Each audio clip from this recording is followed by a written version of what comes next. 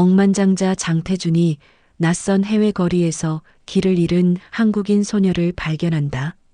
너 여권도 잃어버리고 혼자라니 어떻게 여기까지 온 거야? 저 그냥 유학생이에요.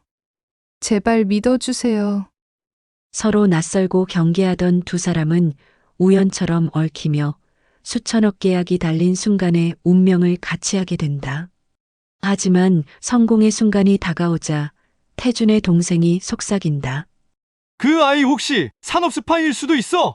어떻게 그렇게 유창하게 말을 하지? 태준의 마음은 흔들리고 민서는 눈물을 머금고 외친다. 저는 이용당한 건가요? 계약 성사 직전 그녀가 경찰에 체포되며 모든 것이 무너져 내린다. 언론 앞에서 창피를 당한 태준, 억울하게 갇힌 민서. 과연 이들 사이에 숨겨진 진실은 무엇일까? 억만장자의 제국을 흔들어버린 길 잃은 소녀, 그리고 밝혀지는 충격적인 반전. 시청자들은 이 이야기가 어디로 흘러갈지 한순간도 눈을 뗄 수 없게 된다. 그 전에 잠깐 1초만 투자해서 구독, 좋아요 버튼을 꾹 눌러주시면 영상 제작에 큰 힘이 됩니다. 지금 바로 시작하겠습니다. 장태준의 하루는 언제나 똑같습니다. 오전 6시 알람보다 먼저 눈을 뜨죠. 58년을 살아오며 몸에 밴 습관이라고 할까요?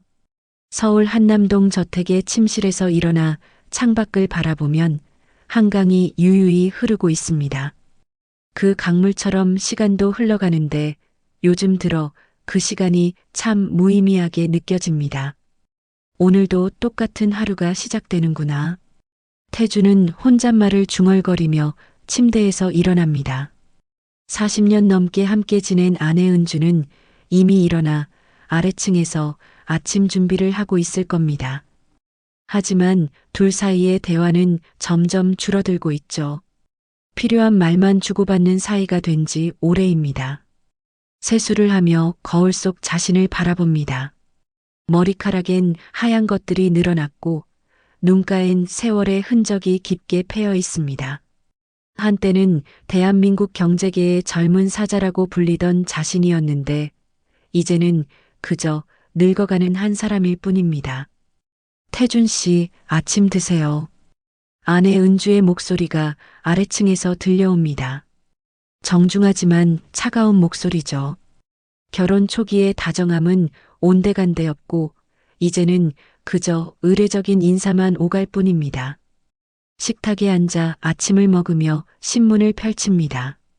경제면에는 여전히 자신의 회사 소식들이 가득합니다. 주식이 올랐다. 신규 사업을 시작한다. 해외 진출을 확대한다. 모두 자신이 일궈낸 것들이지만 왜 이렇게 공허할까요? 미국에 있는 수진이가 연락했나요? 태준이 아내에게 묻습니다. 딸 수진은 10년 전 유학을 간 후 거의 돌아오지 않습니다. 명절에나 짧은 안부 인사를 할 뿐이죠. 이번 달에도 없었어요. 바쁜가 봅니다. 은주의 대답도 담담합니다. 처음엔 서운해하고 걱정했던 아내도 이제는 체념한 듯 보입니다. 가족이라는 이름으로 한 지붕 아래 살고 있지만 실제로는 각자의 삶을 살고 있는 셈이죠. 아침을 마치고 현관으로 나서니 운전기사가 기다리고 있습니다. 천안에 있는 공장 시차를 위해 일찍 출발해야 합니다. 차 안에서 비서가 오늘 일정을 브리핑해 줍니다. 오전에는 천안 공장 시찰, 오후에는 임원진 회의, 저녁에는 정치인들과의 만찬이 예정되어 있습니다. 알겠습니다. 태준은 고개를 끄덕이며 창밖을 바라봅니다. 서울 시내를 빠져나가며 보이는 풍경들이 참 많이 변했습니다. 자신이 젊었을 때만 해도 이 길엔 논밭이 많았는데 이제는 온통 아파트와 상가들로 가득합니다. 70년대 자신이 20대였을 때를 생각해 봅니다. 그때는 정말 열정이 넘쳤죠. 가난한 집안에서 태어나 악착같이 공부해서 서울대를 나왔고 작은 무역회사부터 시작해서 오늘날의 대기업을 일궈냈습니다. 그 시절엔 매일이 전쟁 같았지만 동시에 희망으로 가득했습니다. 회장님 도착했습니다. 비서의 말에 정신을 차립니다. 어느새 천안 공장에 도착했네요. 공장장과 임직원들이 줄을 서서 기다리고 있습니다. 모두들 긴장한 표정입니다. 고생 많습니다. 태주는 정중하게 인사하며 공장으로 들어갑니다. 거대한 생산 라인을 돌아보며 직원들의 설명을 듣습니다. 생산량이 늘었다. 품질이 향상됐다. 안전사고가 줄었다. 모두 좋은 소식들이지만 마음 깊은 곳에서는 여전히 공허함이 느껴집니다.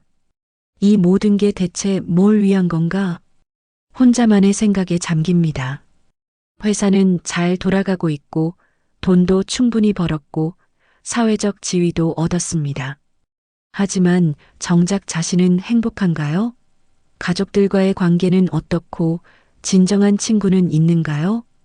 공장 시차를 마치고 서울로 돌아가는 길, 태주는 깊은 생각에 잠깁니다. 내년이면 60이 됩니다. 은퇴를 고민해야 할 나이죠. 하지만 은퇴 후에 뭘 해야 할지 막막합니다. 취미도 별로 없고 가족들과도 소원하고 진짜 친구라고 부를 만한 사람도 없습니다. 오후 임원진 회의에서도 마찬가지입니다. 매출 증대 방안, 신규 투자 계획, 인력 운영 방안. 모든 게 숫자로 이루어진 이야기들입니다. 사람에 대한 이야기는 없습니다. 그저 인력이라는 자원으로만 취급될 뿐이죠. 해외 진출을 더욱 확대해야 합니다. 특히 동유럽 시장이 유망합니다.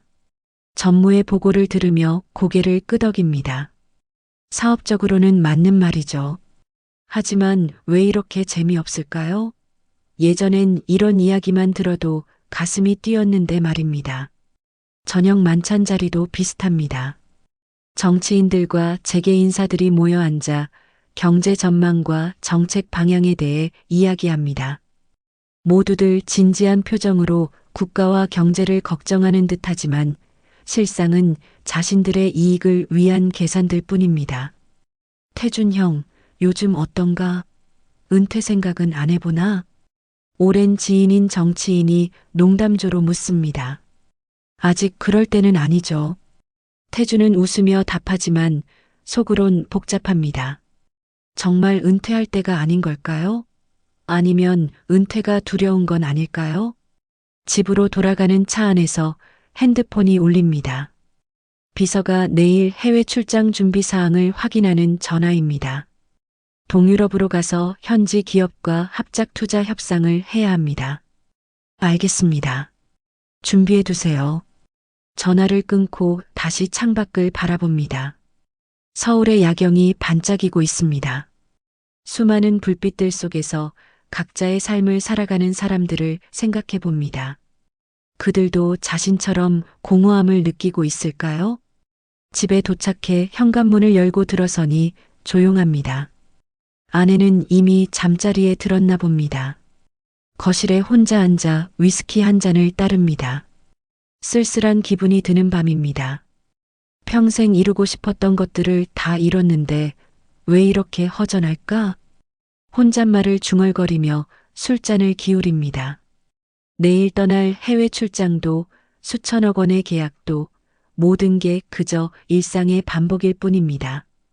언젠가는 이런 생활에도 변화가 있을까요? 아니면 이대로 늙어갈까요? 창밖으로 한강이 보입니다. 밤에도 유유히 흐르는 강물처럼 시간도 계속 흘러가고 있습니다. 하지만 자신의 마음속에는 여전히 깊은 공허함만이 자리하고 있습니다. 이틀 후 태주는 동유럽의 작은 도시에 도착했습니다. 프라하에서 기차로 2시간 거리에 있는 이 도시는 중세의 정치를 그대로 간직하고 있었습니다. 좁은 돌길과 오래된 건물들이 마치 시간을 거슬러 올라간 듯한 느낌을 줍니다. 호텔에 짐을 풀고 나서 태주는 창밖을 내다봅니다. 서울의 빼곡한 고층 빌딩들과는 전혀 다른 풍경이죠. 붉은 지붕의 낮은 건물들 사이로 석양이 지고 있습니다. 아름다운 풍경이지만 마음 한구석의 공허함은 여전합니다. 내일 회의 준비는 다 됐나? 비서에게 확인 전화를 걸어봅니다. 이번 출장의 목적은 현지 대기업과의 합작 투자 협상입니다. 성공하면 3천억 원 규모의 대형 프로젝트가 시작되죠. 네, 모든 준비가 완료됐습니다. 통역사도 내일 오전에 호텔로 올 예정입니다. 전화를 끊고 태주는 호텔방에 혼자 앉아 있습니다. 럭셔리한 스위트룸이지만 왠지 을씨년스럽습니다. 평생 이렇게 화려한 곳들을 다니며 살았지만 정작 마음을 나눌 사람은 없었습니다. 저녁 식사를 위해 호텔 레스토랑에 내려갔지만 혼자 먹는 식사는 맛이 없습니다. 주변 테이블에는 연인들과 가족들이 즐겁게 대화를 나누고 있는데 자신만 혼자 앉아 있으니 더욱 쓸쓸해집니다. 산책이나 할까? 태주는 일찍 식사를 마치고 호텔을 나섭니다. 이국적인 거리를 걷는 것도 나쁘지 않을 것 같습니다. 저녁 공기는 시원하고 가로등 불빛이 돌길을 은은하게 비춥니다. 걷다 보니 작은 광장에 도착했습니다. 분수대 주변에 벤치들이 놓여 있고 몇몇 사람들이 여유롭게 시간을 보내고 있습니다. 태준도 벤치에 앉아 주변을 둘러봅니다. 그때 분수대 근처에서 우는 소리가 들립니다. 고개를 돌려보니 한국인으로 보이는 젊은 여자가 가방을 뒤지며 울고 있습니다. 20살 정도로 보이는 아가씨죠. 처음엔 그냥 지나치려 했습니다. 남의 일에 관여하는 걸 좋아하지 않는 성격이거든요. 하지만 타국에서 혼자 우는 한국 사람을 그냥 둘 수는 없었습니다. 실례합니다. 혹시 무슨 일이신가요? 태준이 조심스럽게 다가가며 묻습니다. 아, 죄송합니다. 여자아이가 고개를 들어봅니다. 눈물로 젖은 얼굴이지만 또렷하고 선한 인상입니다. 저는 민서라고 합니다. 여행 중에 가방을 소매치기 당했어요. 여권이랑 돈, 카드까지 다 들어 있었는데 민서의 목소리는 떨리고 있었습니다. 이국 땅에서 홀로 당한 일이니 얼마나 무서웠을까요? 그럼 대사관에 신고는 했나요? 네, 했는데 새 여권이 나오려면 며칠 걸린다고 하고 숙소비도 없고 먹을 것도 없고. 민서는 다시 울먹입니다. 태주는 잠시 망설입니다. 모르는 사람을 도와주는 게 맞을까요? 혹시 사기는 아닐까요? 하지만 그녀의 눈물은 진짜 같았습니다. 일단 식사부터 하시죠. 배가 고프면 아무것도 할 수 없으니까요. 태주는 민서를 근처 레스토랑으로 데려갔습니다. 작고 아늑한 현지 식당이었죠. 민서는 처음엔 사양했지만 태준의 권유에 못 이겨 따라왔습니다. 정말 감사합니다. 꼭 갚을게요. 괜찮습니다. 같은 한국 사람끼리 도와야죠. 식사를 시키고 기다리는 동안 태주는 민서에게 여행 목적을 물어봅니다. 저는 언어학을 공부하는 학생이에요. 졸업 논문을 위해 이곳 방언을 연구하러 왔거든요. 언어학이요? 그럼 현지어를 할 줄 아나요? 네, 조금은 할 수 있어요. 그때 웨이터가 음식을 가져다 주며 현지어로 뭔가를 말합니다. 태주는 알아듣지 못해 당황하는데 민서가 유창한 현지어로 대답합니다. 웨이터도 놀란 표정으로 민서와 대화를 나눕니다. 뭐라고 한 거죠? 메뉴를 바꿨다고 하면서 더 좋은 걸로 줄 테니까 조금 더 기다리라고 했어요. 태주는 감탄합니다. 20살밖에 안 된 아이가 이렇게 유창하게 외국어를 구사한다니. 자신이 그 나이 때는 영어도 제대로 못했는데 말입니다. 식사를 하며 대화를 나누는 동안 태주는 민서에게서 묘한 매력을 느낍니다. 순수하면서도 똑똑하고 어려운 상황에서도 긍정적인 마음을 잃지 않는 모습이 인상적이었죠. 언어학을 공부하게 된 특별한 이유가 있나요? 태준의 질문에 민서의 표정이 잠시 어두워집니다. 저희 아버지가 외국에서 일하시다가 돌아가셨거든요. 그때 언어 때문에 많이 어려워하셨던 기억이 있어서 언어의 벽을 없애는 일을 하고 싶었어요. 민서의 이야기를 들으며 태주는 자신의 젊은 시절을 떠올립니다. 자신도 가난한 집안에서 태어나 어려움을 겪었던 기억이 있죠. 하지만 언제부터인가 그런 초심을 잃고 살았던 것 같습니다. 식사를 마치고 나오는데 갑자기 현지 상인 몇 명이 태준에게 다가옵니다. 비싼 목걸이와 시계를 들고 사라고 권하는데 가격이 터무니없이 비쌉니다. 아니요, 필요 없어요. 태준이 영어로 거절해도 상인들은 포기하지 않습니다. 오히려 더 적극적으로 달라붙어 압박을 가합니다. 태준은 당황했습니다. 그때 민서가 나섭니다. 현지어로 상인들에게 뭔가를 말하는데 목소리에 힘이 있습니다. 상인들의 표정이 갑자기 변하더니 서둘러 자리를 뜹니다. 뭐라고 하신 거예요? 그 사람들이 가짜를 비싼 값에 팔려고 했어요. 그래서 경찰을 부르겠다고 했어요. 관광객들을 속이는 건 여기서도 불법이거든요. 태주는 깜짝 놀랍니다.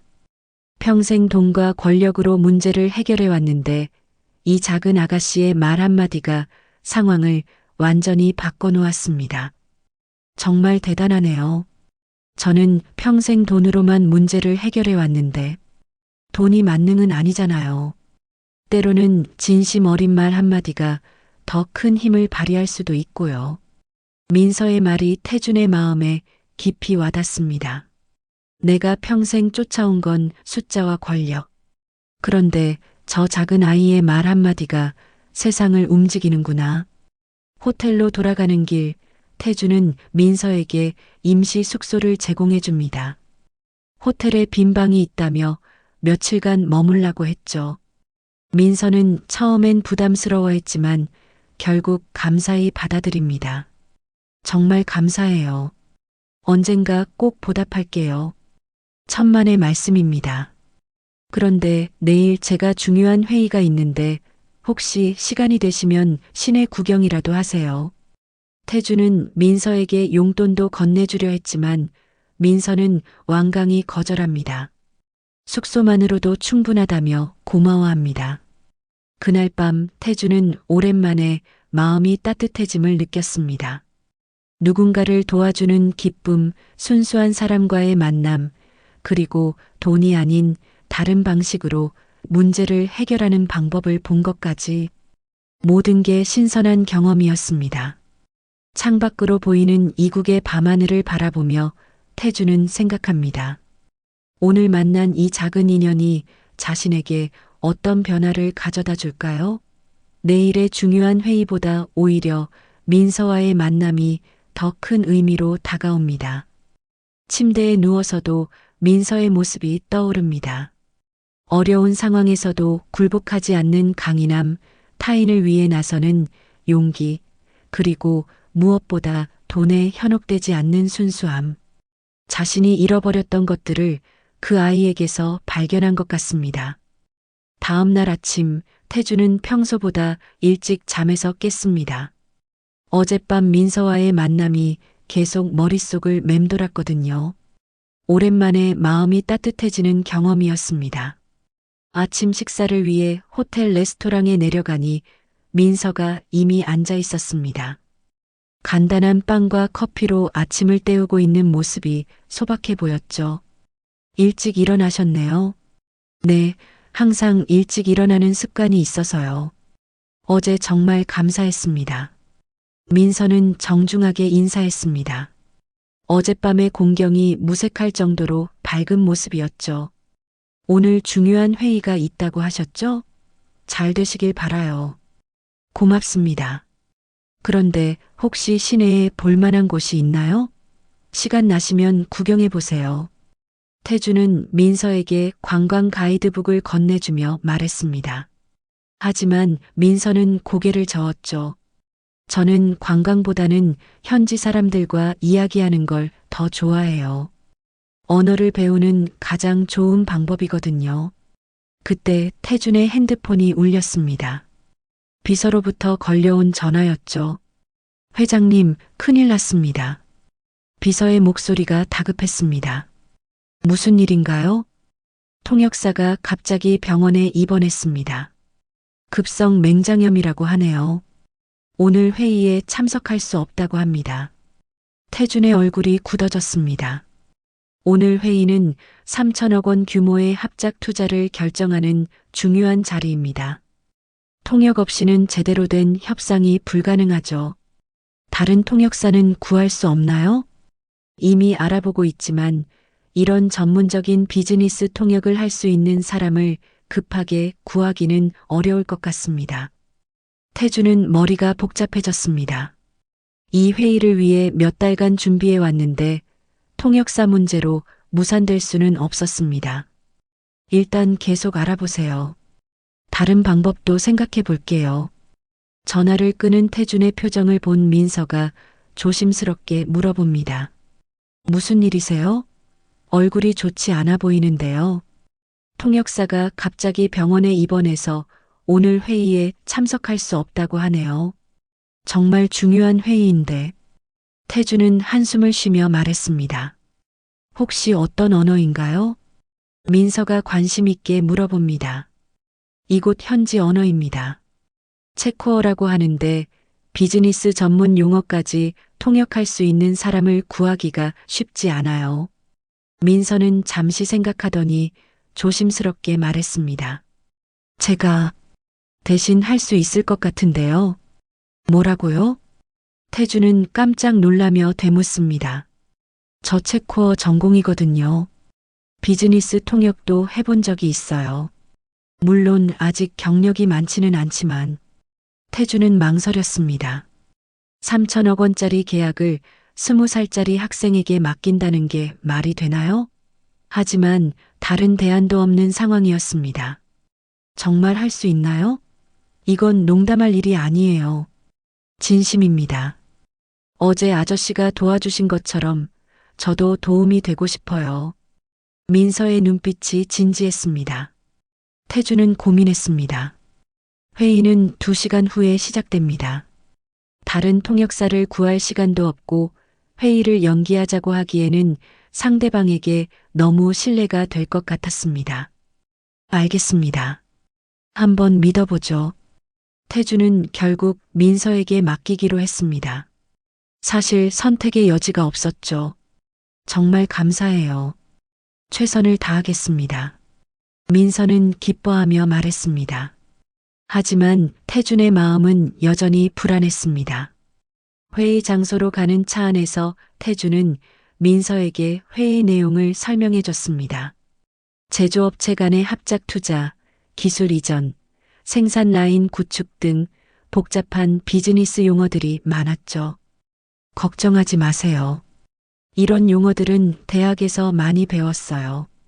민서는 자신 있게 말했지만 태준의 불안감은 쉽게 가시지 않았습니다. 현지 기업 본사에 도착했습니다. 현대적인 고층 빌딩으로 로비부터 럭셔리한 분위기가 물씬 풍겼습니다.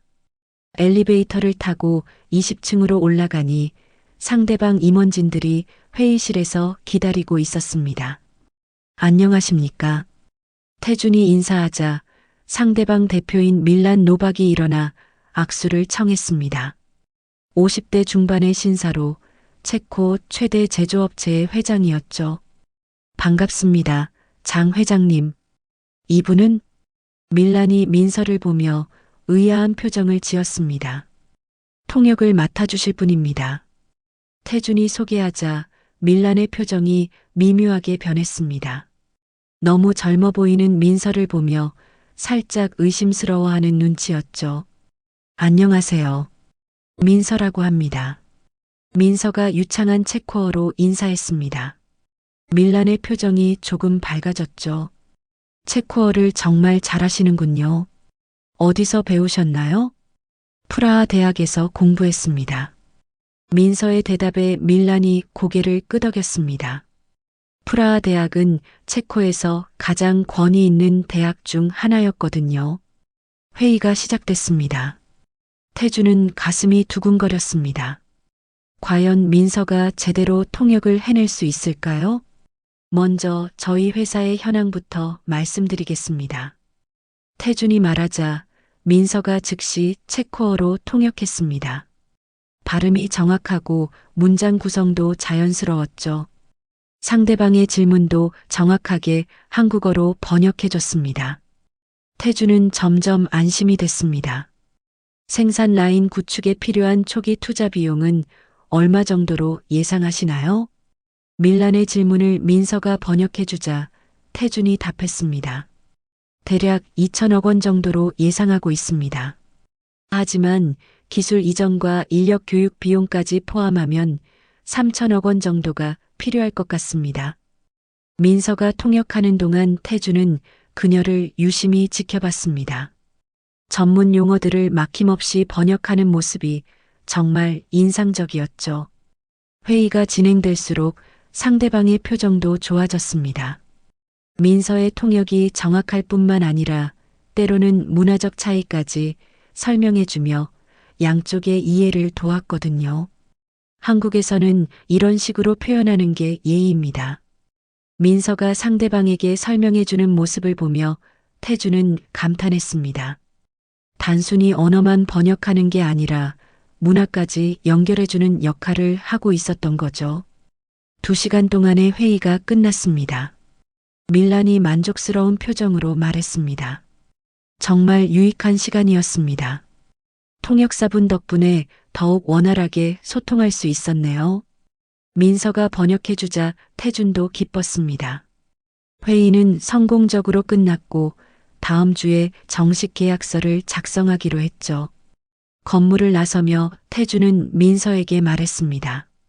정말 고마워요. 당신 덕분에 회의가 잘 끝났어요. 저야말로 좋은 경험이었어요. 이런 큰 프로젝트에 참여할 기회를 주셔서 감사합니다. 태준은 민서를 다시 보게 됐습니다. 어린 나이에도 불구하고 전문성과 책임감을 갖춘 인재였던 거죠. 동시에 자신도 반성하게 됐습니다. 나이나 경력만으로 사람을 판단했던 자신의 편견 말입니다. 호텔로 돌아가는 길, 태준은 오랜만에 뿌듯함을 느꼈습니다. 성공적인 회의도 좋았지만 무엇보다 민서라는 훌륭한 사람을 알게 된 것이 더 큰 수확이었죠. 회의가 성공적으로 끝난 후 태준은 민서와 함께 시내의 유명한 레스토랑에서 저녁 식사를 했습니다. 축하의 의미도 있었지만 민서에 대한 고마움을 표현하고 싶었거든요. 정말 오늘은 당신 덕분이었어요. 어떻게 그렇게 완벽하게 통역을 할 수 있었나요? 태준의 질문에 민서는 수줍게 웃으며 답했습니다. 사실 긴장을 많이 했어요. 하지만 아저씨가 믿어주셨으니까 실망시킬 수는 없었죠. 앞으로도 이런 일을 계속하고 싶나요? 글쎄요.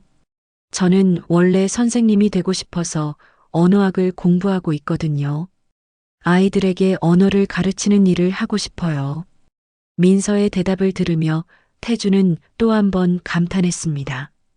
돈이나 명예보다는 자신의 꿈을 좇는 순수한 모습이 인상적이었죠. 저녁 식사를 마치고 호텔로 돌아가는데 태준의 핸드폰이 울렸습니다. 한국에서 걸려온 전화였죠. 형님, 체코에서 회의 잘 되고 있나? 동생 태수의 목소리였습니다. 하지만 평소와 달리 뭔가 탐탐하는 듯한 톤이었죠. 응, 잘 되고 있어. 왜? 아, 그냥 궁금해서. 그런데 통역은 누가 했어? 우리가 보낸 통역사가 병원에 입원했다고 들었는데.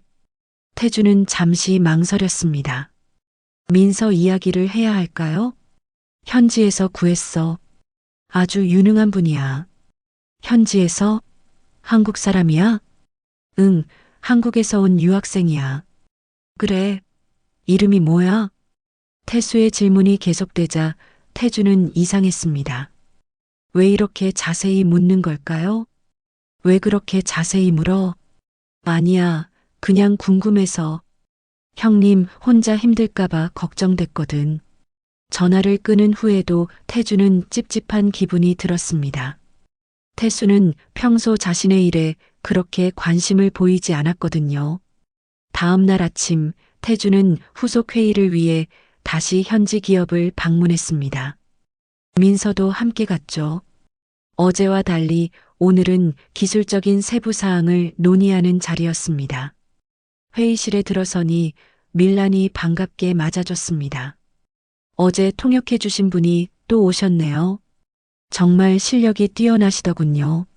밀란의 칭찬에 민서는 겸손하게 고개를 숙였습니다.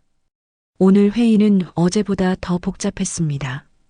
생산 기술, 품질 관리, 환경 규제 등 전문적인 내용들이 많았죠.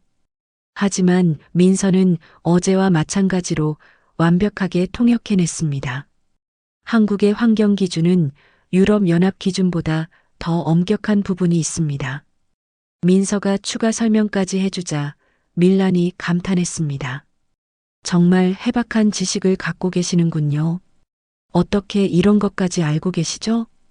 대학에서 국제통상학도 공부했거든요. 민서의 답변을 들으며 태주는 놀랐습니다. 언어학만 공부한 줄 알았는데 다른 분야까지 공부했다니요. 회의가 끝난 후 밀란이 태준에게 개인적으로 말했습니다.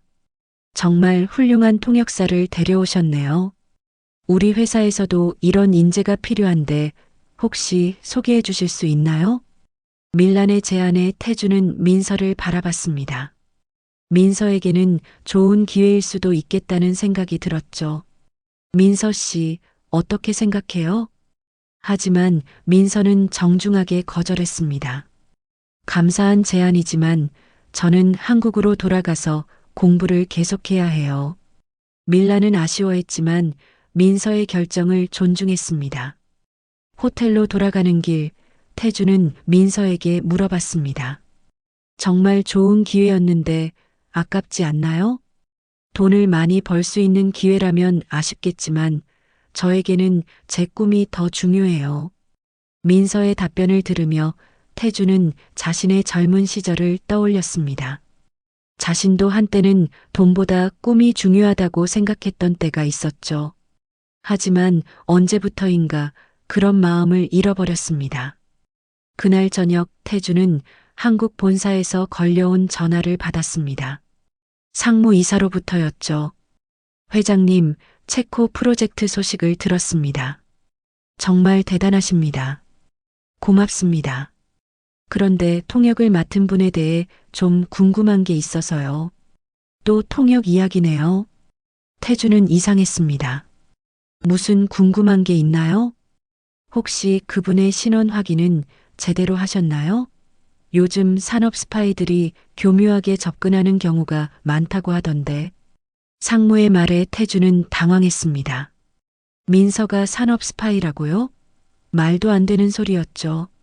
그런 염려는 하지 마십시오. 제가 직접 확인했으니까요. 하지만 전화를 끊은 후에도 상무의 말이 계속 머릿속을 맴돌았습니다. 정말 민서에 대해 제대로 알고 있는 걸까요? 다음 날 아침 태주는 민서와 함께 아침 식사를 하며 슬쩍 물어봤습니다. 민서 씨는 체코에 온 지 얼마나 됐나요? 한 달 정도 됐어요. 논문 자료 수집 때문에 왔거든요. 가족들은 다 한국에 계시고? 네, 어머니 혼자 계세요. 민서의 답변은 자연스러웠습니다. 거짓말하는 것 같지도 않았죠. 태주는 자신이 너무 예민하게 반응했나 싶었습니다. 하지만 그날 오후 예상치 못한 일이 벌어졌습니다. 호텔 로비에서 태준을 기다리고 있던 사람이 있었거든요. 한국에서 온 회사 법무팀 직원이었습니다. 회장님, 급히 와야 할 일이 생겼습니다. 무슨 일인가요? 본사에서 지시가 내려왔습니다. 통역을 맡은 분에 대한 신원조사를 실시하라고요. 태주는 황당했습니다. 이게 무슨 소리인가요? 누가 그런 지시를 내렸나요? 태수 전무님께서 직접 지시하셨습니다. 태준의 얼굴이 굳어졌습니다. 동생 태수가 이런 일을 벌였다니요. 왜 그런 지시를 내린 걸까요? 그때 민서가 로비로 내려왔습니다. 태준과 약속한 시간이었거든요. 아저씨, 기다리게 해서 죄송해요. 민서는 밝게 인사했지만 태준의 표정이 심각한 걸 보고 걱정스러워했습니다. 무슨 일이세요? 태준은 어떻게 대답해야 할지 몰랐습니다. 민서에게 신원조사를 받는다고 말할 수는 없었거든요. 법무팀 직원이 태준에게 속삭였습니다. 회장님, 지금 당장 조사해야 합니다. 태준은 고민에 빠졌습니다. 회사의 지시를 따라야 할까요? 아니면 민서를 믿고 거부해야 할까요? 결국 태준은 결정을 내렸습니다. 조사는 나중에 하겠습니다. 지금은 급한 일이 아니에요. 법무팀 직원은 난감해했지만 태준의 결정에 따를 수밖에 없었습니다. 민서와 함께 저녁 식사를 하며 태준은 복잡한 마음이었습니다. 정말 민서를 믿어도 될까요?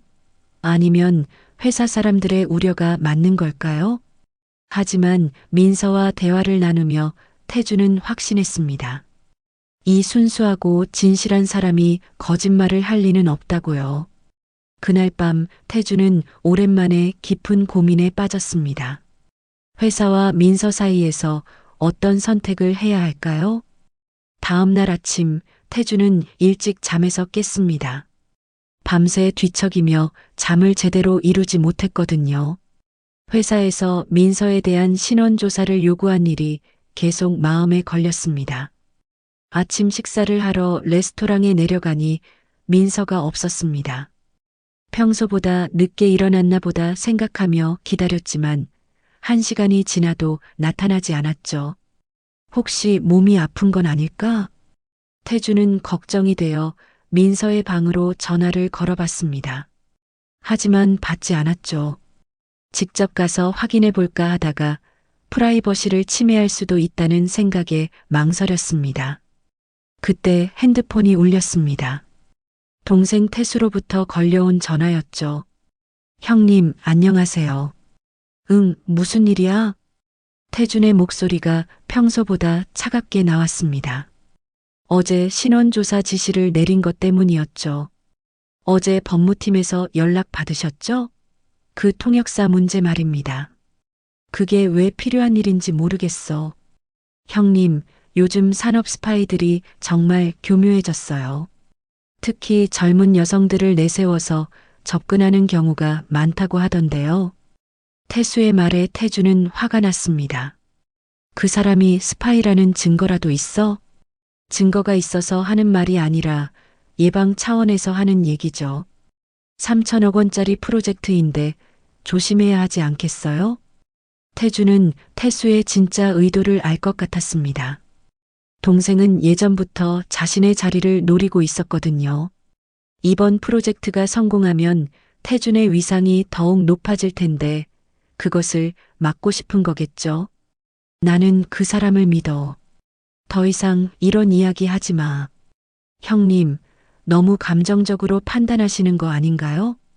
회사를 위해서라도. 끊어. 태준은 화를 내며 전화를 끊었습니다. 하지만 마음 한편으로는 불안함도 있었죠. 정말 민서를 무조건 믿어도 되는 걸까요? 점심시간이 되어서야 민서가 나타났습니다. 평소와 달리 표정이 어둡고 기운이 없어 보였죠. 어디 갔다 왔어요? 아침에 찾았는데 없더라고요. 죄송해요. 급한 일이 있어서 일찍 나갔어요.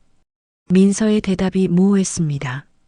평소 같으면 자세히 설명해 줬을 텐데 오늘은 왜 이럴까요? 무슨 일이었나요? 태준이 다시 묻자 민서는 잠시 망설이더니 대답했습니다. 한국에서 연락이 와서 개인적인 일이에요. 혹시 안 좋은 소식인가요? 표정이 좋지 않은 것 같은데. 아니에요. 괜찮아요. 민서는 억지로 웃으며 말했지만 태준은 뭔가 숨기고 있다는 느낌을 받았습니다. 그날 오후 태준은 마지막 회의를 위해 현지 기업을 방문했습니다. 계약서 최종 검토를 하는 자리였죠. 민서도 함께 갔지만 평소보다 말수가 적었습니다. 회의가 시작되자 밀란이 반가워했습니다. 드디어 계약서를 완성하는군요.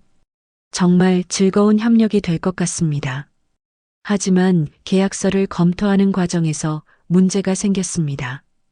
한국어 번역본과 체코어 원본 사이에 미묘한 차이가 있었거든요. 이 부분에서 기술 이전 범위가 다르게 표기되어 있네요. 밀란이 지적했습니다. 민서가 통역해주자 태준도 확인해 봤죠. 정말로 차이가 있었습니다. 이상하네요. 어제까지는 이런 문제가 없었는데 태준이 의아해하자 밀란이 말했습니다. 혹시 번역 과정에서 실수가 있었나요? 그 순간 태준은 민서를 바라봤습니다. 민서의 얼굴이 창백해져 있었죠. 죄송합니다. 제가 확인해 보겠습니다. 민서가 계약서를 다시 살펴봤지만 손이 떨리고 있었습니다. 평소의 당당한 모습과는 전혀 달랐죠. 결국 회의는 연기되었습니다. 계약서를 다시 검토한 후에 만나기로 했거든요. 호텔로 돌아가는 차 안에서 태주는 민서에게 물어봤습니다. 오늘 왜 그랬어요? 평소 같지 않았는데. 죄송해요. 컨디션이 좀 안 좋았나 봐요. 민서의 대답도 힘이 없었습니다. 혹시 무슨 일이 있었나요? 아침에 어디 갔다 온 일과 관련이 있나요? 태준이 계속 묻자 민서는 결국 고백했습니다. 사실 한국에서 온 분이 저를 만나자고 했어요. 한국에서 온 분이요? 네. 태수라고 하시는 분이었어요. 태준의 얼굴이 굳어졌습니다. 태수가 민서를 직접 만났다고요? 무슨 이야기를 했나요? 민서는 망설이더니 천천히 말했습니다. 그분이 아저씨가 저를 이용하고 있다고 하더라고요. 일이 끝나면 버릴 거라고. 태주는 분노가 치밀어 올랐습니다. 태수가 어떻게 그런 말을 할 수 있을까요? 그리고 저에 대해 신원 조사를 한다고 하더라고요. 혹시 저를 의심하고 계시는 거예요? 민서의 눈에 눈물이 맺혔습니다. 아니에요. 절대 그런 게 아니에요. 태준이 급하게 해명했지만 민서는 이미 상처를 받은 상태였습니다. 저는 정말 도움이 되고 싶었을 뿐이에요.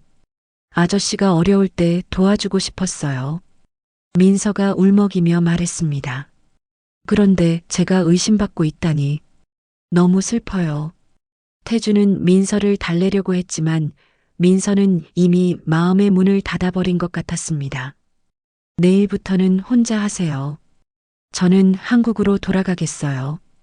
민서 씨, 잠깐만요. 오해예요.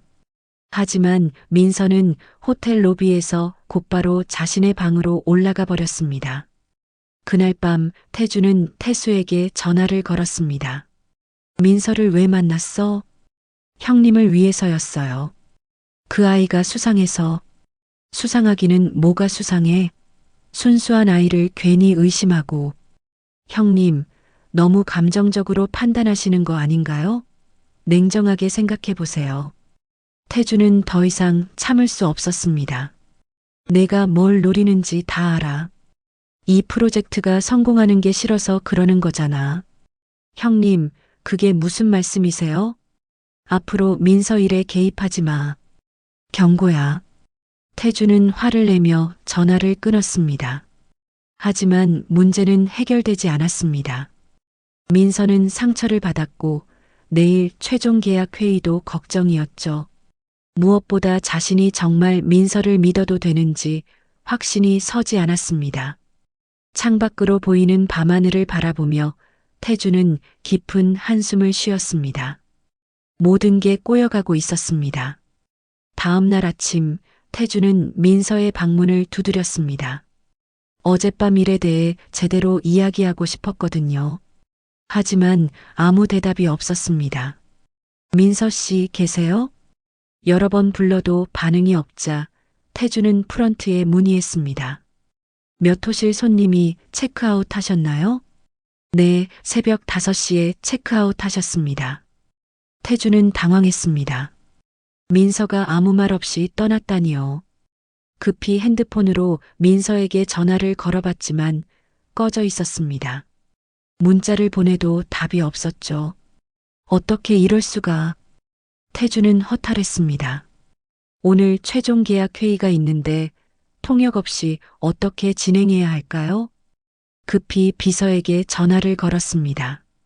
다른 통역사를 구할 수 있나요? 갑자기는 어려울 것 같습니다. 특히 이런 전문적인 비즈니스 통역은. 태주는 머리가 복잡해졌습니다. 회의를 연기할 수도 없고 그렇다고 통역 없이 진행할 수도 없었죠. 그때 핸드폰이 울렸습니다. 현지 기업의 밀란으로부터였습니다. 장 회장님, 오늘 회의 준비는 잘 되고 계신가요? 네, 그런데 태주는 민서가 갑자기 떠났다는 이야기를 어떻게 해야 할지 몰랐습니다. 혹시 통역사분도 함께 오시는 거죠? 그게 조금 문제가 생겼습니다. 밀란의 목소리가 걱정스러워졌습니다. 무슨 문제인가요? 통역사가 갑자기 한국으로 돌아가야 하는 일이 생겼습니다. 그럼 오늘 회의는 어떻게 하시겠습니까? 태주는 고민했습니다. 솔직히 말해야 할까요? 아니면 다른 핑계를 대야 할까요? 일단 만나서 이야기하죠. 전화를 끊고 태주는 현지 기업으로 향했습니다. 어떻게든 해결책을 찾아야 했거든요. 밀란의 사무실에 도착하니 임원진들이 모두 모여 있었습니다. 모두들 기대에 찬 표정이었죠. 죄송합니다. 통역사가 갑자기 개인 사정으로 돌아가게 되어서. 태준이 사과하자 밀란이 의아해했습니다. 갑자기요? 어제까지도 괜찮았는데. 급한 가족사가 생겼다고 하더군요. 태준은 거짓말을 할 수밖에 없었습니다. 진실을 말하기에는 너무 복잡했거든요. 그럼 다른 통역사를 구하시겠습니까? 그런데 시간이 좀 걸릴 것 같습니다. 밀란은 난감해했습니다. 오늘 계약서에 서명해야 다음 주부터 본격적인 작업에 들어갈 수 있었거든요. 혹시 영어로는 안 될까요? 밀란이 제안했지만 계약서의 세부 조항들을 영어로 정확히 설명하기에는 한계가 있었습니다. 일단 회의를 시작해보죠. 최대한 영어로 소통해보면서. 결국 어설픈 영어로 회의가 시작됐습니다. 하지만 예상대로 의사소통에 문제가 생겼죠. 이 조항의 정확한 의미가 뭔가요? 밀란의 질문에 태준이 영어로 설명하려 했지만 법률 용어를 정확히 전달하기 어려웠습니다. 이것은. 태준이 버벅거리자 회의실 분위기가 어색해졌습니다. 1시간 정도 진행했지만 제대로 된 논의가 이루어지지 않았습니다. 결국 밀란이 제안했습니다. 내일로 연기하는 게 어떨까요? 통역 문제를 해결하신 후에 만나시죠. 태주는 어쩔 수 없이 동의할 수밖에 없었습니다. 죄송합니다. 내일까지는 해결하겠습니다. 하지만 속으로는 막막했습니다. 민서를 찾을 수도 없고 다른 통역사를 구하기도 어려운 상황이었거든요. 호텔로 돌아가는 길, 태주는 민서를 찾아보기로 했습니다. 어딘가에는 있을 테니까요. 먼저 공항에 가봤습니다. 혹시 아직 출국하지 않았을 수도 있잖아요. 한국행 비행기 승객 중에 민서라는 분이 계신가요?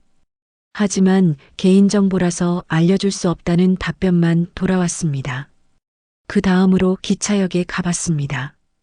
프라하로 가는 기차를 탔을 수도 있거든요. 어젯밤이나 새벽에 프라하행 기차를 탄 한국인 여성을 보셨나요? 영무원에게 물어봤지만 기억나지 않는다고 했습니다. 태주는 시내 곳곳을 돌아다니며 민서를 찾았습니다. 카페, 식당, 도서관, 심지어 관광지까지. 하지만 어디에도 민서는 없었습니다. 저녁이 되어서야 태주는 지쳐서 호텔로 돌아왔습니다. 하루 종일 찾아다녔지만 아무 소득이 없었죠. 호텔 방에 혼자 앉아 있으니 더욱 쓸쓸했습니다. 민서가 없으니 모든 게 의미가 없어 보였습니다. 그때 핸드폰이 울렸습니다. 태수로부터였죠. 형님, 오늘 회의는 어떻게 됐어요? 연기됐어. 왜요? 무슨 문제라도 있었나요? 태주는 태수의 목소리에서 기쁨이 느껴지는 것 같았습니다. 마치 이런 상황을 원했다는 듯이요. 통역사가 갑자기 떠났어. 아, 그 아가씨가요? 왜 갑자기? 태수는 모른 척했지만 태주는 그의 의도를 알고 있었습니다. 내가 무슨 짓을 했는지 다 알고 있어. 형님, 무슨 말씀이세요? 그만해. 더 이상 방해하지 마. 태주는 화를 내며 전화를 끊었습니다. 그날 밤 태주는 잠을 이루지 못했습니다. 민서에 대한 걱정도 있었지만 무엇보다 자신의 판단이 틀렸나 하는 의심 때문이었죠. 정말 민서를 믿어도 되는 걸까요? 아니면 태수 말대로 자신이 너무 감정적으로 판단한 걸까요? 창밖으로 보이는 새벽 풍경을 바라보며 태주는 깊은 생각에 잠겼습니다. 내일까지 어떻게든 해결책을 찾아야 했지만 지금으로서는 뾰족한 수가 없었습니다. 그때 갑자기 생각이 났습니다. 어제 민서가 말했던 곳이 있었죠. 고아원에서 자원봉사를 한다고 했던 기억이 있었습니다. 혹시 그곳에 있을까? 태주는 희망을 품고 내일 아침에 그곳을 찾아가 보기로 마음먹었습니다. 다음 날 새벽 태주는 서둘러 호텔을 나섰습니다. 민서가 자원봉사를 한다고 했던 고아원을 찾아가야 했거든요. 어젯밤 호텔 직원에게 물어봐서 시내에 있는 고아원 주소를 알아냈습니다. 택시를 타고 가는 길 태준의 마음은 복잡했습니다. 정말 민서가 그곳에 있을까요? 아니면 이미 한국으로 떠났을까요? 고아원에 도착해 보니 소박한 건물이었습니다. 오래된 벽돌 건물에 작은 마당이 있고 아이들의 웃음소리가 들려왔죠. 문을 두드리니 중년의 수녀님이 나왔습니다. 안녕하세요. 혹시 민서라는 한국 학생을 아시나요? 아, 민서요? 물론 알죠. 한 달 전부터 아이들에게 언어를 가르쳐 주고 있어요. 태주는 안도했습니다. 정말 민서가 이곳에서 자원봉사를 하고 있었던 거네요. 혹시 지금 여기 있나요? 네, 안에서 아이들과 함께 있어요. 들어오세요. 수녀님의 안내로 건물 안으로 들어갔습니다. 교실 같은 공간에서 민서가 아이들 5명과 함께 앉아 있었죠. 체코어로 동화책을 읽어주고 있었습니다. 민서를 본 태주는 가슴이 뭉클했습니다. 순수한 아이들과 함께 있는 민서의 모습이 너무나 자연스러웠거든요. 민서 씨. 태준이 부르자 민서가 고개를 들었습니다. 놀란 표정이었죠. 아저씨? 어떻게 여기를? 당신을 찾고 있었어요. 아이들이 호기심 어린 눈으로 태준을 바라봤습니다. 민서가 체코어로 아이들에게 뭔가 설명해 주자 아이들은 고개를 끄덕이며 다른 방으로 갔습니다. 왜 아무 말 없이 떠났어요? 태준의 질문에 민서는 고개를 숙였습니다. 죄송해요. 너무 화가 나서. 화가 났다고 해서 그렇게 떠나면 안 되죠.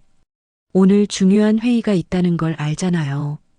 그건 아저씨께서 저를 의심하신다는 걸 알고 나니까 더 이상 도움을 드릴 수가 없었어요.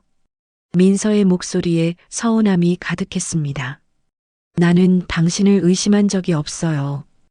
그건 회사 사람들이 한 일이고. 하지만 결국은 같은 거잖아요. 저를 믿지 못하신다는 뜻이니까요. 태주는 할 말이 없었습니다. 민서의 말이 맞았거든요. 자신도 순간순간 의심했던 게 사실이었으니까요. 미안해요. 내가 잘못했어요. 태준이 진심으로 사과했습니다. 하지만 지금 상황을 알아요? 어제 회의가 무산됐어요. 당신 없이는 계약을 진행할 수가 없어요. 다른 통역사를 구하시면 되잖아요. 그게 쉽지 않아요. 당신만큼 잘하는 사람을 어디서 찾겠어요? 민서는 잠시 고민하는 표정이었습니다. 제가 도와드린다고 해서 달라질 게 있나요? 어차피 아저씨 회사 사람들은 저를 의심할 텐데. 내가 책임질게요. 더 이상 누구도 당신을 의심하지 못하게 하겠어요. 태준의 진지한 말에 민서는 마음이 흔들렸습니다. 그때 수녀님이 다가왔습니다. 민서, 이분이 누구시죠? 제가 도와드리고 있는 분이에요. 민서가 소개하자 수녀님이 태준에게 말했습니다. 민서는 정말 착한 아이예요. 한 달 동안 매일 와서 아이들을 가르쳐 줬거든요. 돈도 받지 않고요. 태준은 민서를 다시 보게 됐습니다. 이렇게 순수한 사람을 어떻게 의심할 수 있었을까요? 그런데 어제 밤부터 여기서 지냈다고 하더라고요. 무슨 일이 있었나요? 수녀님의 말에 태준은 미안해졌습니다. 민서가 갈 곳이 없어서 고아원에서 밤을 보냈다니요. 제 잘못입니다. 오해가 있었어요. 오해요? 네. 하지만 이제 다 풀렸어요. 태준은 민서에게 다시 부탁했습니다. 마지막으로 한 번만 더 도와주세요. 정말 중요한 계약이에요. 민서는 한참을 고민했습니다. 아이들이 다시 교실로 들어와서 민서 주변에 모였죠. 언니 안 가는 거지? 한 아이가 체코어로 물어봤습니다. 민서가 한국어로 번역해주자 태준도 이해할 수 있었죠. 아이들이 당신을 좋아하는군요. 네. 저도 아이들이 좋아요. 이런 일을 계속하고 싶어요. 민서의 말을 듣고 태준은 갑자기 아이디어가 떠올랐습니다. 그럼 이렇게 하죠. 이번 프로젝트가 성공하면 여기에 언어 교육 프로그램을 지원하겠어요. 당신이 원하는 대로 아이들을 가르칠 수 있게요. 정말요? 민서의 눈이 반짝였습니다. 네. 약속해요. 하지만 오늘 회의만은 도와주세요. 민서는 아이들을 바라보며 결심을 굳혔습니다. 알겠어요.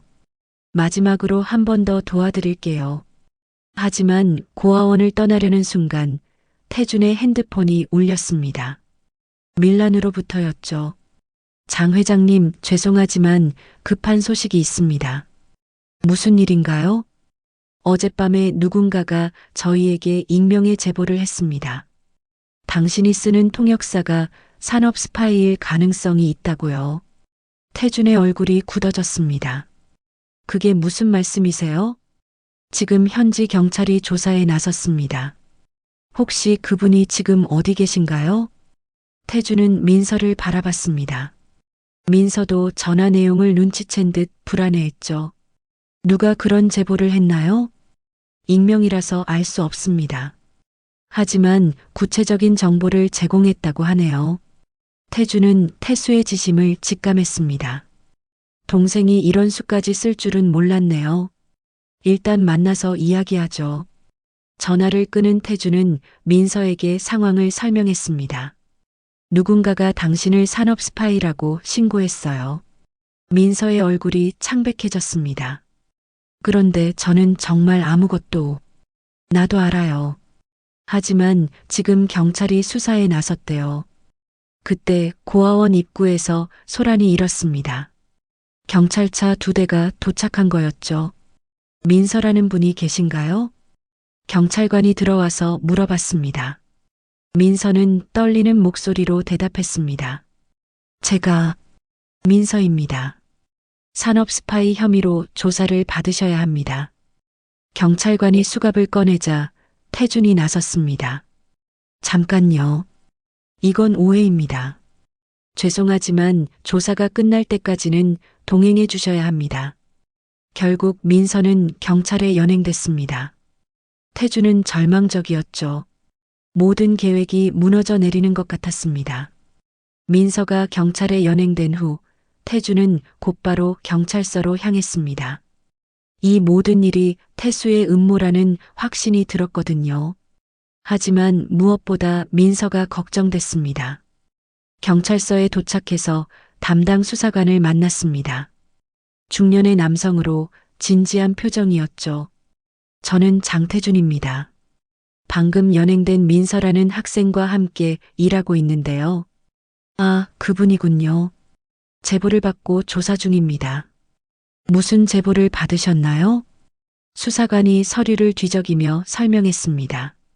익명의 제보자가 그 학생이 한국 기업의 기밀 정보를 빼내려 한다고 신고했습니다. 구체적인 증거도 함께 제시했고요. 증거요? 무슨 증거 말입니까? 그 학생이 당신들의 회의 내용을 녹음했다는 겁니다. 그리고 그 파일을 제3자에게 전달하려 했다고 하네요. 태주는 황당했습니다. 말도 안 되는 이야기였거든요. 그건 거짓말입니다. 민서는 절대 그런 일을 할 사람이 아니에요. 하지만 증거가 있다고 하는데요. 일단 조사가 끝날 때까지는 구금해야 합니다. 태주는 답답했습니다. 누군가 치밀하게 계획한 음모였던 거죠. 혹시 제보자가 누군지 알 수 있나요? 익명 제보라서 공개할 수 없습니다.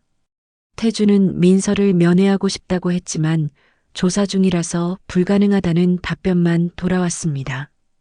경찰서를 나서며 태주는 즉시 태수에게 전화를 걸었습니다. 이번엔 선을 넘었어. 형님, 무슨 말씀이세요?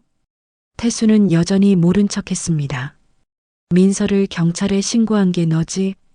그게 무슨 말씀이신지.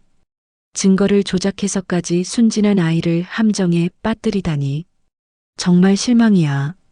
태수의 목소리가 차갑게 변했습니다. 형님이 너무 감정적으로 행동하시니까 어쩔 수 없었어요. 회사를 위해서 한 일입니다. 회사를 위해서? 내 욕심을 위해서 하는 짓이지.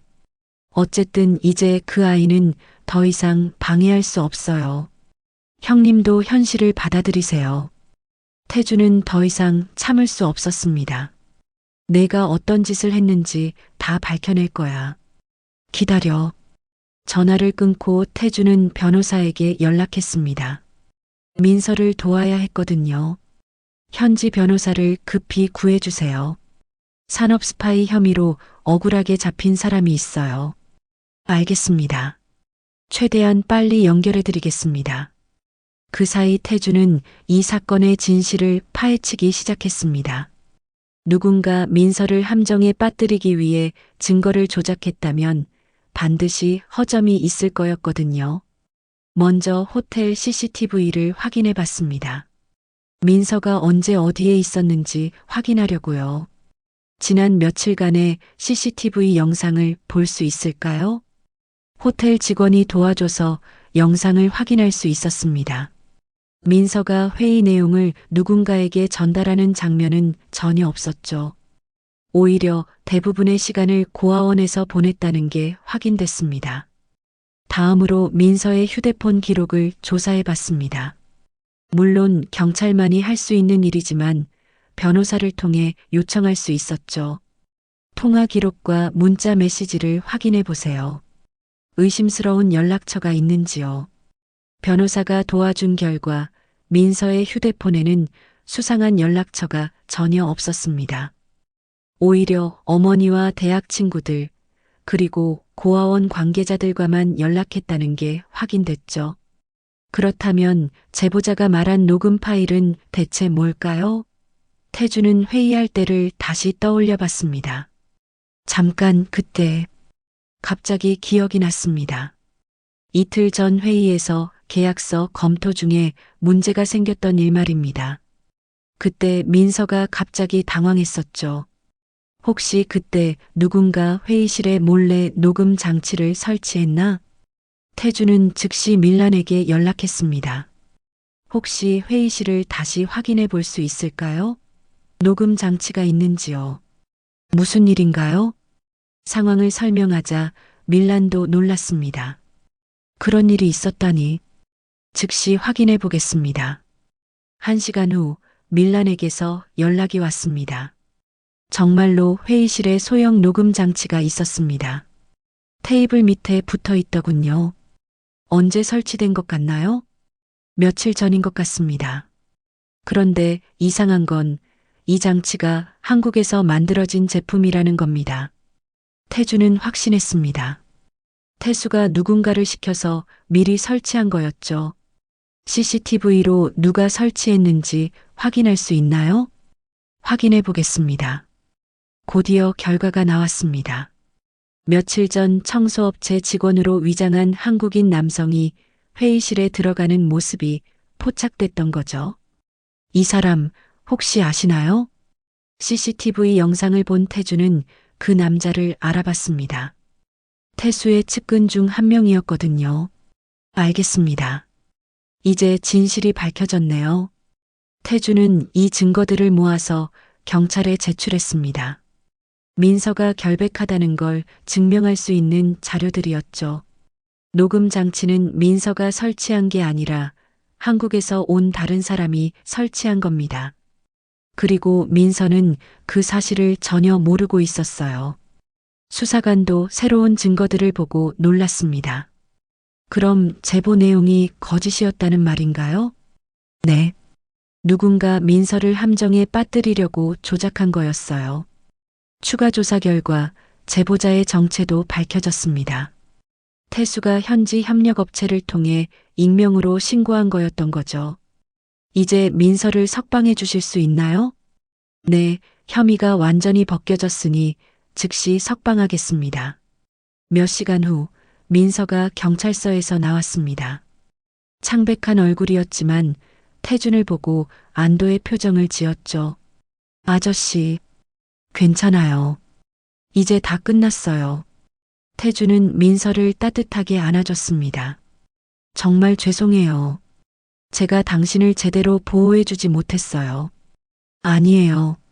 아저씨가 진실을 밝혀주셨잖아요. 그날 저녁 태준은 민서와 함께 조용한 레스토랑에서 식사를 했습니다. 이제 누가 배후에 있는지 알았어요. 제 동생이 저지른 일이었어요. 동생분이요? 네. 저를 견제하려고 이런 짓을 한 거예요. 민서는 이해할 수 없다는 표정이었습니다. 가족끼리 왜 그런 일을? 욕심이 사람을 바꿔놓나 봐요. 저도 한때는 그런 적이 있었거든요. 태주는 자신의 과거를 떠올리며 씁쓸해했습니다. 하지만 당신을 만나면서 깨달았어요. 정말 중요한 건 돈이나 권력이 아니라는 걸요. 민서는 태준의 진심 어린 말에 감동했습니다. 내일 마지막 계약 회의가 있어요. 도와주실 거죠? 물론이에요. 이번엔 정말 끝까지 함께 할게요. 태준은 비로소 마음이 놓였습니다. 진실을 밝혀냈고 민서도 다시 돌아왔으니까요. 다음 날 아침 태준은 결의에 찬 표정으로 호텔을 나섰습니다. 오늘은 최종 계약 회의뿐만 아니라 태수와의 마지막 대결도 있을 예정이었거든요. 민서도 함께 나섰습니다. 어제의 일로 인해 더욱 단단해진 모습이었죠. 오늘은 정말 마지막 회의네요. 네. 이번엔 끝까지 잘해보겠어요. 현지 기업에 도착하니 밀란이 반갑게 맞아줬습니다. 어제 일은 정말 안 됐습니다. 다행히 오해가 풀렸다니 다행이에요. 고맙습니다. 덕분에 진실을 밝힐 수 있었어요. 회의실에 들어서니 양쪽 임원진들이 모두 참석해 있었습니다. 마침내 3천억 원 규모의 계약을 체결하는 역사적인 순간이었죠. 그럼 계약서 최종 검토부터 시작하겠습니다. 밀란의 말에 따라 회의가 시작됐습니다. 민서는 어제와는 달리 자신감 넘치는 모습으로 통역을 해나갔죠. 기술 이전 조건에 대해 다시 한번 확인하고 싶습니다. 물론입니다.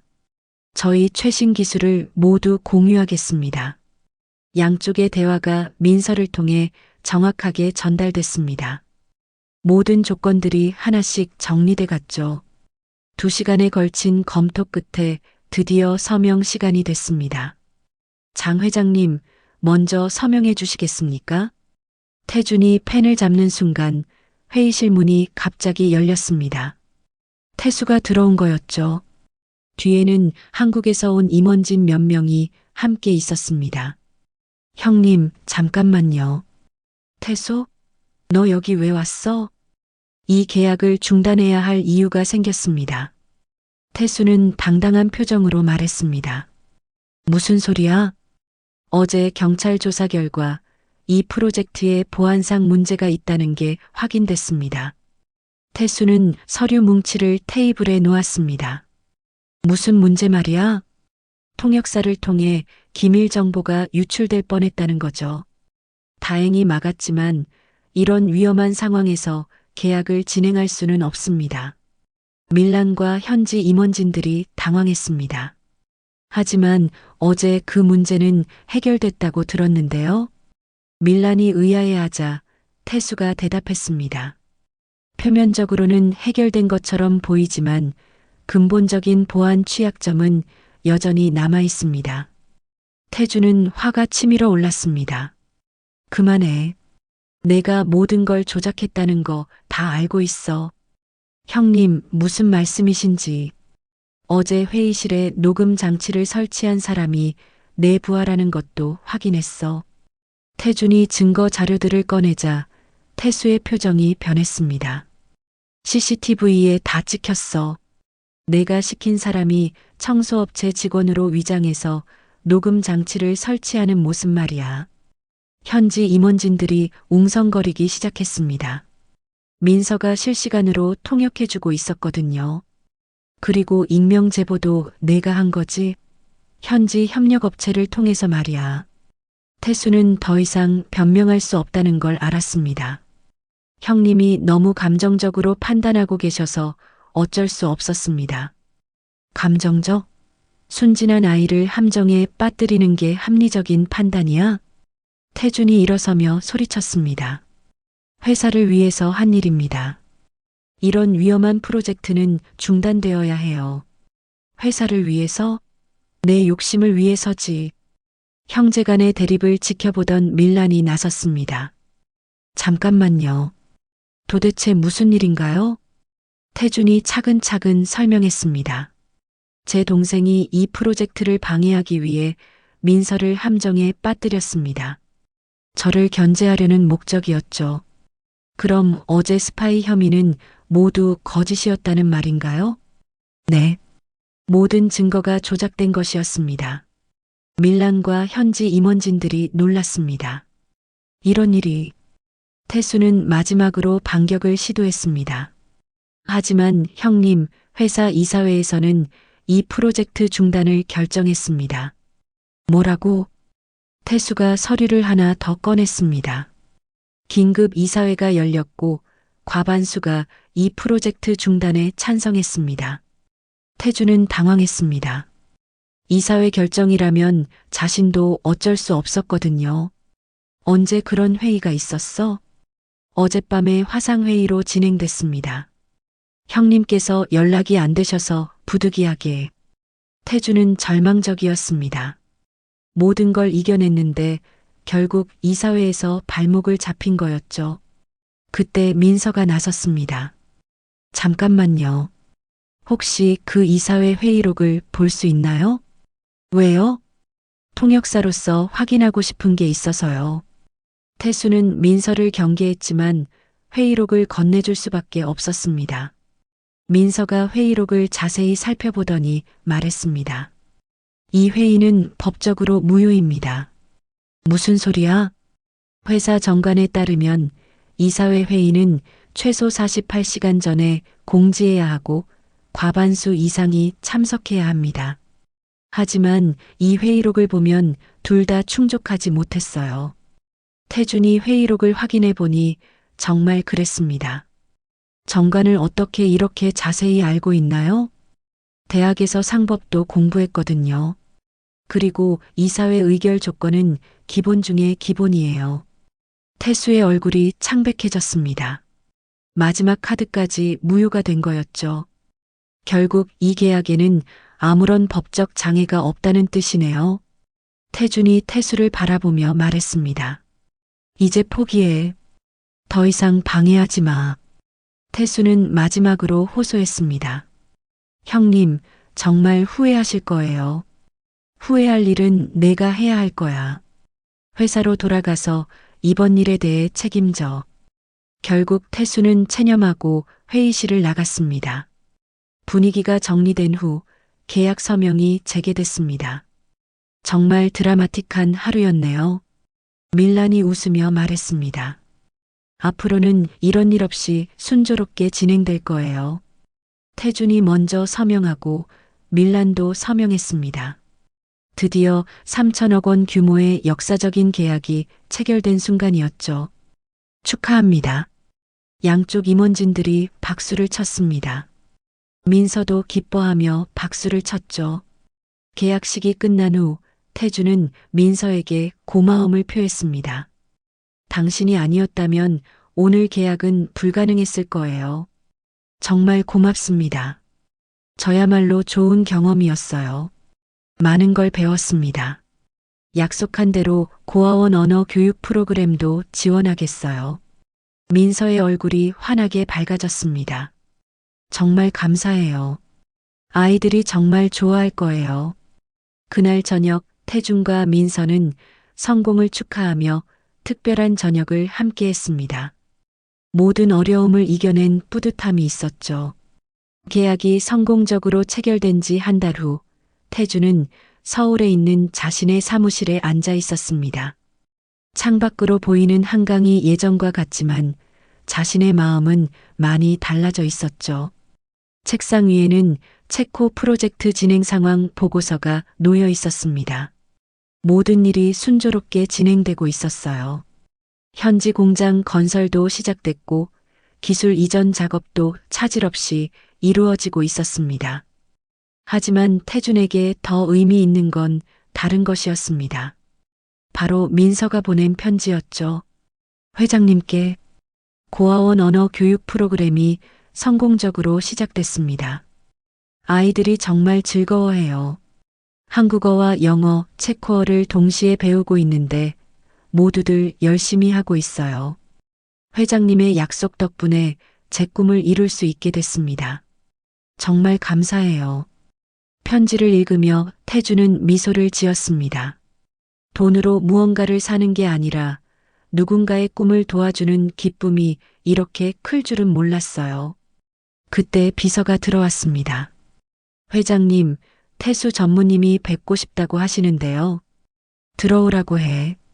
잠시 후 태수가 들어왔습니다. 한 달 전과는 다르게 초라한 모습이었죠. 형님, 앉아. 태수는 고개를 숙이고 앉았습니다. 이번 일로 이사회에서 중징계를 받았습니다. 해외 사업부에서 제외되고 직급도 강등됐어요. 그래. 태준의 대답이 담담했습니다. 형님께 사과드리려고 왔습니다. 제가 너무 욕심이 과했어요. 태수의 목소리에 진심이 느껴졌습니다. 그때는 왜 그런 생각을 못했어? 형님이 너무 완벽해 보였거든요. 아버지도 항상 형님만 칭찬하셨고 회사에서도 마찬가지였어요. 그래서 질투가 났나 봅니다. 태주는 동생의 심정을 이해할 수 있었습니다. 자신도 젊었을 때 비슷한 감정을 느꼈던 적이 있었거든요. 하지만 무고한 사람을 해치는 건 용서할 수 없어. 알고 있습니다. 민서 씨께도 직접 사과드렸어요. 그래. 네. 정말 미안하다고 용서해달라고 했어요. 다행히 너그럽게 받아주시더라고요. 태주는 민서의 넓은 마음에 다시 한번 감탄했습니다. 앞으로는 이런 일 없기를 바라. 네, 형님. 다시는 이런 일 없을 겁니다. 태수가 나간 후 태주는 깊은 생각에 잠겼습니다. 가족이라는 이름으로 서로 상처 주고받으며 살았던 지난 날들이 떠올랐어요. 그때 또 다른 손님이 찾아왔습니다. 아내 은주였죠. 여보, 왜 회사까지 왔어? 수진이에게서 연락이 왔어요. 은주의 목소리가 밝았습니다. 수진이가? 네. 이번 휴가 때 한국에 온다고 해요. 오랜만에 가족끼리 시간을 보내고 싶다고 하더라고요. 태주는 기뻤습니다. 10년 만에 딸이 돌아온다니요. 정말? 언제 와? 다음 주에요. 그런데 여보, 요즘 많이 달라진 것 같아요. 뭐가? 예전에는 집에 와도 계속 일 생각만 하셨는데 요즘은 가족 이야기를 많이 하시잖아요. 태주는 웃었습니다. 자신도 모르게 변하고 있었나 봅니다. 체코에서 좋은 사람을 만났거든. 좋은 사람이요? 태주는 민서와의 일들을 은주에게 들려줬습니다. 처음에는 통역을 부탁했던 것부터 태수의 방해 공작, 그리고 마지막에 모든 게 해결된 이야기까지요. 정말 대단한 아이네요. 꼭 한번 만나보고 싶어요. 기회가 되면 한국에 초대해 볼게.